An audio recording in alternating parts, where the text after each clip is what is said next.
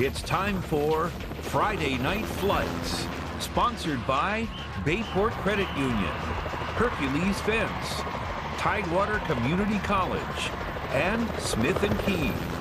Okay, welcome to the show, the season finale of Friday Night Flights. I'm Craig Loper. He is James Catato. Thanks so much for rocking with us all season long. Tonight, region championships around the 7-5, 7-5 area games tonight with a trip to the state semifinal on the line. Yeah, Craig, in 6A tonight in Chesapeake, Oscar Smith looking to continue its unbeaten season hosting Highland Springs out of Richmond. These two programs have combined for 9 state chips since 2008. Tigers last won their state championship in 2022. They were eliminated in the region semis last season. Here we go, out to Chesapeake, Tiger cage entrance, just lit. Kevin Rahm, our photographer, getting these shots. Here we go, second quarter, scoreless, Tigers with the ball. Tyjae Curtis breaks some tackles, and he's going to pick up a big first down and a huge gain inside the 5. Of course, they got the two-headed monster at running back, direct snap. Brandon Nesbitt punches it in for the score, showing the emotion. He's fired up, 7-0. Still second quarter. Lonnie Andrews, look at this. Sophomore QB,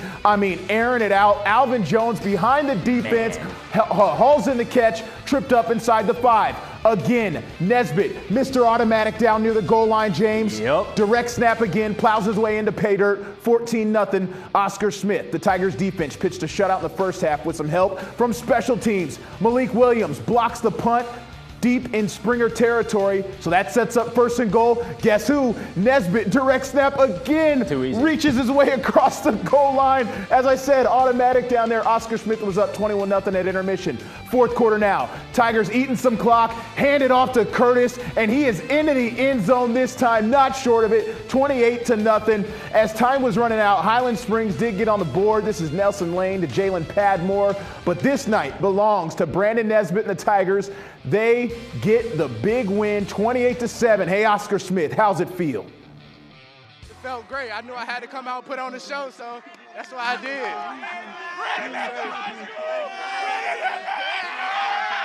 You know what it feels like, and you want to get back to that feeling. And we definitely got there against a really, really well-coached team, a great team that's used to a lot of success. And at this time of the year, you know, they'll always remember what you do in December and the end of November, right? Next week, Oscar Smith against Colonial Forge in the Class 6 state semi.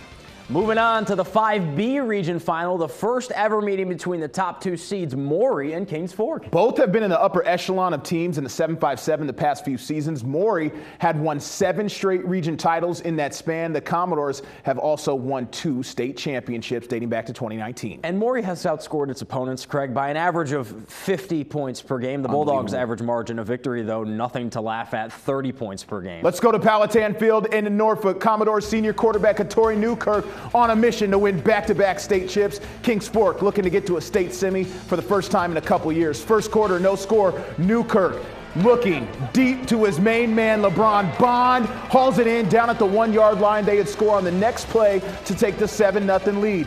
Bulldogs, though, they march right down the field and respond. DeAndre Artis-Boone, read option keeper. He falls into the end zone. Not fall, he just stumbled into the end zone. There we go, tied at 7. Second quarter now. Maury deep in Kings Fork territory as the people from Suffolk made the trip. Hand off to Tayshawn Branch. A couple cuts, and he falls into the end zone, 14-7. Maury out in front. Kings Fork, though, answers right back. They played a heck of a first half. Boone to Jaheim Mackey. He's got all kinds of green turf in front of him. 46-yard house call. That's a touchdown. Tied up at 14. Just before half, this is huge. Newkirk to Branch in the flat. Branch up the sideline. This is a receiving touchdown. And coincidentally enough, I was standing right next to his dad. He said, hey, that's my son. No face, no case right there. Third quarter now. Newkirk on the QB power. Easy score for Maury. They go up 2 touchdowns at that point, 28-14, and they would pull away from there. Later in the third, Bulldogs trying to get some momentum. Artis-Boone gonna fumble it. Kendall Daniels Jr., the South Carolina commit, comes up with it. Little later, he's playing quarterback in the full house formation. Pitch to Leon Fatman Clark, who's around the edge for the touchdown. Commodores are region champs. They go on to win 38-14. Head coach Doree McCain after the game. It's 7 straight. These guys did a good job of keeping the tradition going. We've been doing this since 2018. So the moment is nothing new for us. It's just the guys keeping it going. I'm proud of them. We played some playoff football today, a playoff football team. So I'm proud of the guys, man. I'm proud of the guys. I'm proud of the coaches. Guys just did a good job today. You know, we just had to hound in on some stuff, and their coaches too. That's why they're in the regional championship. They're making it this far for a reason. You know, we just turned up our level of ball in the second half, and obviously, congrats, and I'm proud of the kids.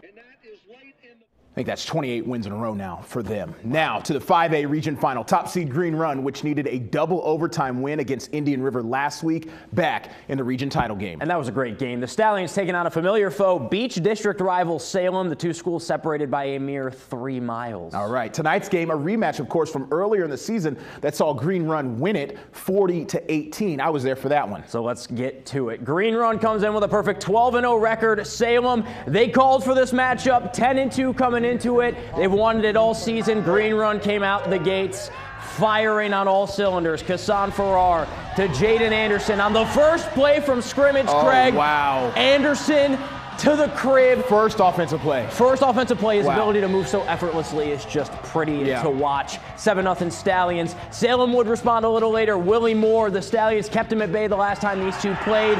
That would not be the case tonight. Touchdown. Moore into the end zone, tie ball game. Not even a minute later, sophomore running back for the Stallions, TJ Ely, he's been stepping up in the playoffs. Look at that juke move. He's a big boy. Open field. I have to get out of the way. Yeah, get out of his way. Because he's rumbling, bumbling, stumbling into the end zone. Salem, right before halftime, trying to respond. Scooter Williams, they're down 14-7. He's going to drop back, throw it out. Fabian Wells. Whoa. What a grab, and that sets up Willie once again, who punches it into the end zone. We were 14-14 at half. This was a great game. Then Craig, in the fourth quarter, Okay. the lights went out. Oh, it's an electrical outage. For the game was 30 too hot. minutes, the lights went out. Green Run, when the game resumed, got all over Scooter Williams and Salem. So here we are, 21-14. Green Run scored a touchdown to go up. Scooter on 4th and 8, needs it here, misses Kassir Patterson. He can't believe it. Farrar gonna kneel the ball out. Green Run taking home 5A region gold.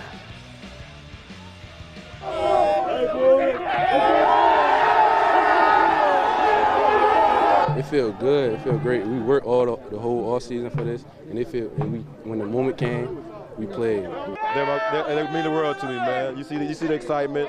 We're moving on. We're playing another week, so we're thankful. We're thankful. So it's Green Run against Maury next Saturday in the Class 5 state semifinal. And still to come, the 3A region title up for grabs between Norcom and Lafayette. We'll have the highlights from Williamsburg. And we're going to head to Bull Islander country, where Poquoson was trying for its 3rd consecutive region crown. Don't go anywhere. This is Friday Night Flights.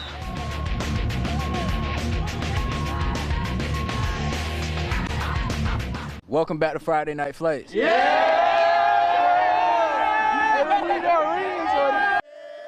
That trophy sure does look man. good. Shout out Green Run senior wide receiver Jaden Anderson and the Stallions football team for being so cool to us in the media this year. Always been good interviews and obviously not shy around the cameras. That was good. They We did love that for that, us right? after the game. Love that. They could have took off, celebrated, but they gave some love to the show. I know. Yeah. Got to give some love to 3A too. Lafayette once again in one of the most consistent teams in the area. The Rams, reflection of longtime head coach Andy Lynn, cool and calm. The reigning region champs and state runners-up Lafayette took on a tough Norcom squad from Portsmouth that came in to Williamsburg hungry after being deemed ineligible for the playoffs last season.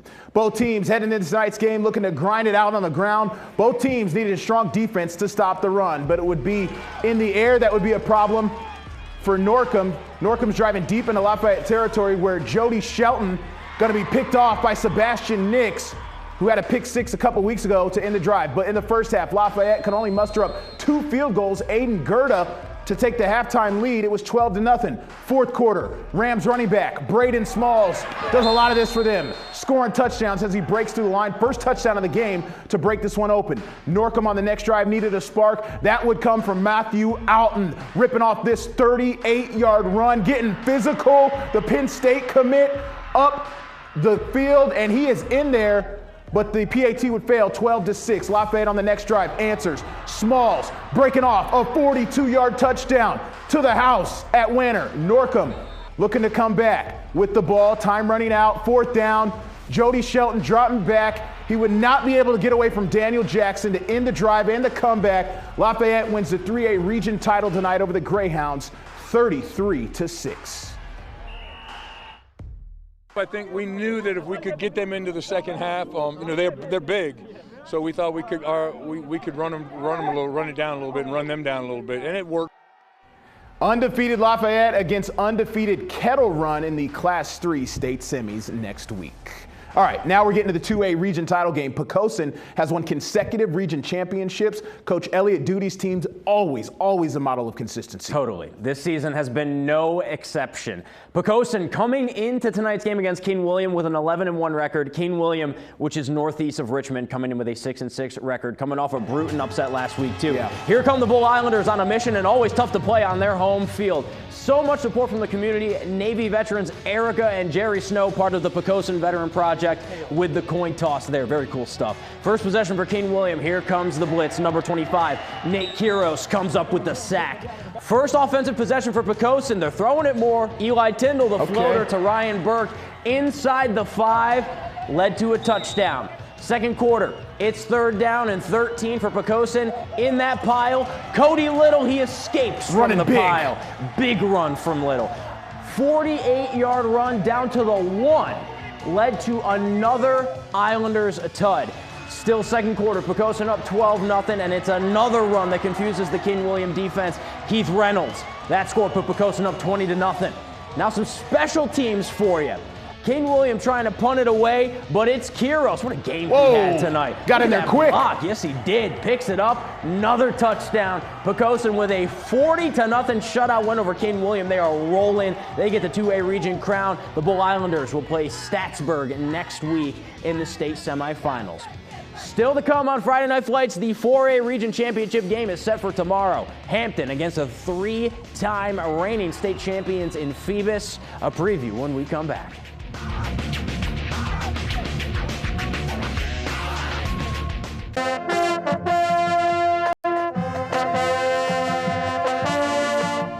The Poquoson Islander Marching Band entertaining the crowd at halftime tonight. Special baseball-themed performance, and they did a great job. They always do. To finish off the show tonight, let's touch on tomorrow's Class 4 matchup, a recognized rivalry around the country between two of Hampton's most historic programs, right? Hampton taking on Phoebus. The Phantoms haven't lost a football game since November of 2021. And are currently looking for their 4th straight state title. Even though the Phantoms won big over the Crabbers in October, they're not overlooking this moment. It's a beautiful moment for the community, and being in this position right now, that's what it's all about. We realize that we're playing for more than just ourselves, This bubble is special, we approach it as a family. As we watch the seniors from past classes come and go, we see what it takes to get there. We got to keep the same energy that they had, if not better, to get to the same place that we need another ring, so. We got to go out there and ball out. I mean, you just got to stay humble. You got to stay focused. You still got to complete the mission, the task at hand. You can't get too complacent. And on the other side, the Hampton Crabbers, led by sophomore phenom quarterback Marcus Chapman, are coming into this game 9-3. They've outscored their opponents 439-229 and have won 5 of their last 6. Kickoff for this matchup is tomorrow at noon. All right, you're going to see the matchups here. Oscar Smith versus Colonial Forge next Saturday. In Class 5, it's Maury and Green Run. That one's at Powhatan Field. We will see what happens in Class 4. In Class 3, Lafayette versus Kettle Run right there. And then Class 2, you got Poquoson and Strasburg, both squads with just 1 loss. That's Friday Night Flights, everyone. That's what we got for you for the full season. Thanks for joining us. It was a great year. For James Catato, I'm Craig Loper. We will see you next year. Have a good one.